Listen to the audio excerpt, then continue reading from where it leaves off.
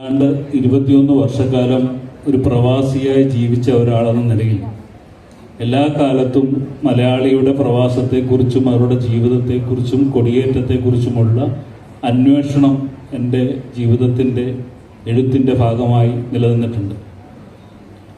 ആ അന്വേഷണത്തിലൊക്കെ എപ്പോഴും ഞാൻ സ്വയം ചോദിക്കുകയും ചരിത്രത്തോട് ചോദിക്കുകയും ചെയ്യുന്നത്, എത്രയോ ലക്ഷം മലയാളികൾ ഈ കേരളത്തിൽ നിന്ന് ഇതര രാജ്യങ്ങളിൽ ജീവിക്കുമ്പോഴും ഇതിലേത് ആളായിരിക്കും ആദ്യമായി കേരളത്തിൽ നിന്ന് പോയിട്ടുള്ളത് എന്നാവും. എപ്പോഴും നമ്മൾ പലതരത്തിലുള്ള ഉത്തരങ്ങൾ പലയിടങ്ങളിൽ നിന്ന് കിട്ടിക്കൊണ്ടിരിക്കുമ്പോഴും ഞാൻ കരുതുന്നത് നമ്മുടെ ചരിത്രത്തിൽ ഇതുവരെയും രേഖപ്പെടുത്താതെ 1-ാം നൂറ്റാണ്ടിൽ നമ്മുടെ കൊച്ചിയിലോ മുസരീസിലോ നൽകിണ്ടിയിലോ ഒക്കെ വന്നിട്ടുള്ള ചീനന്മാരുടെയും യമനന്മാരുടെയും ഒക്കെ കപ്പലുകളിൽ കയറി പോയിട്ടുള്ള ഏതെങ്കിലും കേരളം രൂപീകരിക്കുന്നതിന് മുമ്പേ മലയാളം എന്ന ഭാഷ ഉണ്ടാവുന്നതിന് മുമ്പേ പോയിട്ടുള്ള ആരെങ്കിലും ഒരാളാവാനാണ് സാധ്യത എന്നാണ് എനിക്ക് എപ്പോഴും തോന്നിയിട്ടുള്ളത്. എങ്കിൽ പോലും ചരിത്രത്തിൽ രേഖപ്പെടുത്തിയിട്ടുള്ളത് ആരൊക്കെ എന്നുള്ള ഒരു അന്വേഷണത്തിന്റെ ഭാഗമായിട്ടാണ് യഥാർത്ഥത്തിൽ ഇന്ദുഗോപൻ ആനോ എന്ന് പറയുന്ന നോവൽ എഴുതുമ്പോൾ ഞാനതിനെ ഫോളോ ചെയ്യാൻ ആരംഭിച്ചത്.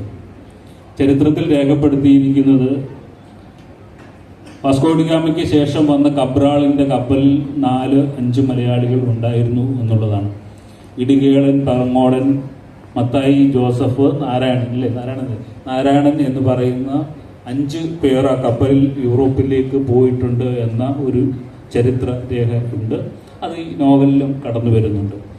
സ്വാഭാവികമായിട്ടും നമ്മൾ ഇന്ദു ഇവിടെ സൂചിപ്പിച്ചതുപോലെ യൂറോപ്പിൽ നിന്ന് ഇവിടേക്ക് വന്നിട്ടുള്ള എല്ലാ സഞ്ചാരികളുടെയും പേരുകളും ചരിത്രങ്ങളും അവരുടെ വഴികളും ഒക്കെ നമുക്കറിയാവുമ്പോൾ ഇവിടുന്ന് അങ്ങോട്ട് പോയിട്ടുള്ള മലയാളികളുടെ ചരിത്രം നമുക്ക് ഒട്ടുമേ അറിയില്ല എന്നുള്ളത് കൊണ്ട് ആനോ എന്ന നോവൽ മാതൃഭൂമിയിൽ സീരിയലായി പ്രസിദ്ധീകരിച്ചു വന്നപ്പോൾ അതിനെ പിന്തുടരുകയും ആനയോടൊപ്പം ആനോ എന്ന ആനയുടെ പേരാണ് ആനോ എന്നത്, ആനയോടൊപ്പം ആ സഞ്ചാരത്തിനൊപ്പം സഞ്ചരിക്കുകയും പിന്നീട് ഞാൻ അങ്ങനെ ഒരു അവസരം വന്നപ്പോൾ ഇവിടെ സൂചിപ്പിച്ച അങ്ങനെ ഒരു അവസരം വന്നപ്പോൾ ലിസ്ബണിലേക്ക് പോവുകയുമാണ് ചെയ്തത്.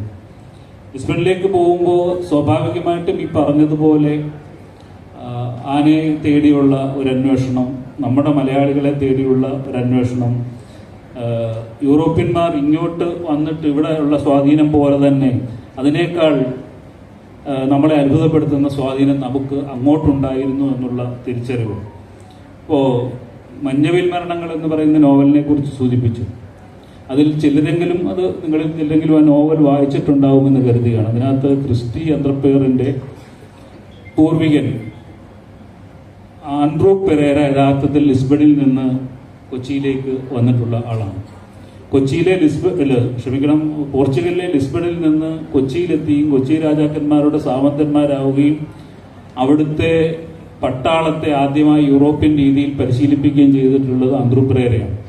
ഇദ്ദേഹമാണ് പിന്നീട് അദ്ദേഹത്തിൻ്റെ മകനാണ് കൊച്ചിക്ക് അപ്പുറത്തുള്ള കരപ്പുറത്തെ മാടമ്പിയായി മാറുകയും അവിടെ അധികാരത്തിലേക്ക് എത്തുകയും കേരളത്തിലെ തന്നെ അല്ലെങ്കിൽ തിരുവിതാംകൂർ ഭാഗത്തെ 72 മാടമ്പി കുടുംബങ്ങളിൽ ഏക ക്രിസ്തീയ കുടുംബമായി മാറുകയും ചെയ്ത് ആ കരപ്പുറം ഭരിക്കുന്നത്.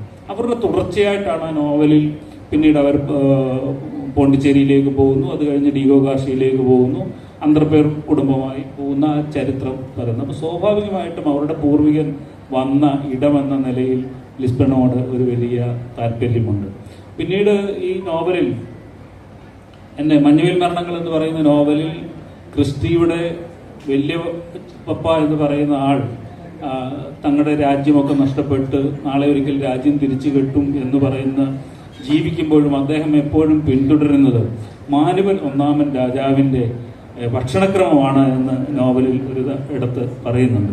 അപ്പോൾ മാനുവൽ 1-ാമൻ രാജാവ് ആരാണ്, അദ്ദേഹത്തിൻ്റെ കാലം ഏതാണ്, അദ്ദേഹം ജീവിച്ച ഇടം ഏതാണ്, ഇന്നൊക്കെയുള്ള ഒരു വലിയ അന്വേഷണം ഉണ്ടായിട്ടുണ്ട്. അപ്പം അവിടുന്ന് ഒരാൾ ഇങ്ങോട്ട് വന്ന് നമ്മുടെ പടയാളികളെ പരിശീലിപ്പിച്ചതുപോലെ അതേ കാലഘട്ടത്തിൽ ഇവിടുന്ന് ഒരാൾ പോയി മാനുവൽ 1-ാമൻ രാജാവിൻ്റെ കൊട്ടാരത്തിൽ പ്രധാനപ്പെട്ട സ്ഥാനം വഹിച്ചിട്ടുണ്ട് എന്ന അറിവ് നമ്മളെ ഒരു വിധത്തിൽ ഞെട്ടിക്കുന്നത് തന്നെയാണ്. കാരണം അവിടുന്ന് ഒരാളെ ഇങ്ങോട്ട് കൊണ്ടുവന്ന് ഇവിടെ വരുന്നു. ഈ ആന്ത്രോ പെരേര യഥാർത്ഥത്തിൽ ഇവിടെ വന്ന് നിൽക്കാൻ കാരണം അയാൾക്ക് മലയാളം നന്നായിട്ട് അറിയാമായിരുന്നു എന്നുള്ളതാണ്. അയാൾ വളരെ വേഗം തന്നെ, അതായത് വാസ്കോ ഡി ഗാമയ്ക്കൊപ്പം വന്നു. 10 വർഷം കഴിഞ്ഞ് കബ്രാൾ വരുമ്പോഴേക്കും അയാൾ മലയാളം പഠിച്ചു കഴിയുകയും ഇവിടുത്തെ പ്രധാനപ്പെട്ട ദ്വിഭാഷിയായി മാറുകയും ചെയ്യുകയാണ്. ഇതേ സമയത്ത് തന്നെ മാനുവൽ വാസ് എന്ന് പറയുന്ന ഒരാൾ ഇവിടുന്ന് അങ്ങോട്ട് പോയി മാനുവൽ ഒന്നാമൻ രാജാവിന്റെ കൊട്ടാരത്തിലെ പ്രധാനിയായി മാറുന്നു എന്ന് പറയുന്നത് വളരെ പ്രധാനപ്പെട്ട ഒരു കാര്യമാണ്. അയാൾ അവിടെ ദ്വിഭാഷിയായി പ്രവർത്തിക്കുകയാണ്. അവിടുന്ന് ഒരാൾ ഇവിടെ ദ്വിഭാഷിയായി പ്രവർത്തിക്കുമ്പോൾ ഇവിടുന്ന് ഒരാൾ അവിടെ പോയി അവിടെ രാജാവിന്റെ കൊട്ടാരത്തിൽ പ്രവർത്തിക്കുന്നു. അപ്പോൾ എന്തുമാത്രം ബന്ധം ഈ ദേശങ്ങൾ തമ്മിൽ ഉണ്ടായിരുന്നു എന്ന് പറയുന്ന തരത്തിലുള്ള ഒരു അനുഭവം, അല്ലെങ്കിൽ ആ ഒരു അന്വേഷണം, അല്ലെങ്കിൽ മുമ്പേ പറഞ്ഞതുപോലെ നമ്മളുടെ ഇടത്തു നിന്ന് അങ്ങോട്ട് പോയിട്ടുള്ള മത്തായിയെ പോലെ, ജോസഫിനെ പോലെ, ഇടികളൻ പറങ്ങോട്ടനെ പോലെയുള്ള മനുഷ്യർ അങ്ങോട്ട് പോയി അവിടെ സ്ഥാപിച്ചിട്ടുള്ള ഒരു ബന്ധം, ഇതൊക്കെയുള്ള ഒരു ചരിത്ര കൗതുകത്തിന്റെ ഭാഗമായിട്ടാണ് ഇന്ദുവിനോടൊപ്പം ലിസ്ബൺ നഗരത്തിലേക്ക് പോയത് എന്ന് വേണം നമുക്ക് പറയാം. Thank you.